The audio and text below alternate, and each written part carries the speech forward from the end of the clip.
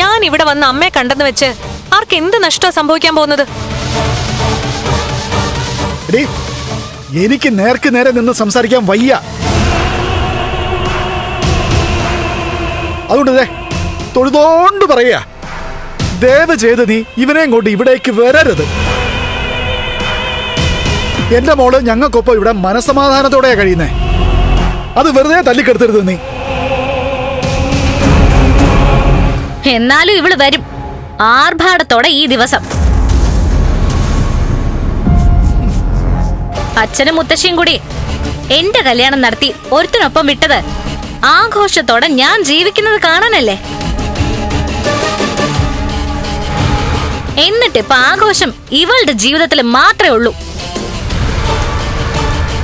അത് പിന്നെ നമ്മളെയൊക്കെ കാണിക്കാനായിട്ട് ഇവള് വരത്തില്ലേ? ഇന്നും ചേച്ചി തിരിച്ചറിയാത്ത അനിയത്തിയാണ് നീ. അതുകൊണ്ടാ നീ ഇങ്ങനെയൊക്കെ സംസാരിക്കുന്നേ. ഇവളെ തിരിച്ചറിയാൻ എനിക്ക് ഭൂതക്കണ്ണാടി ഒന്നും വെക്കണ്ടടോ. അതൊക്കെ നിന്റെ തോന്നല. പറയുമ്പോ നീ പുച്ഛിക്കും, കളിയാക്കും.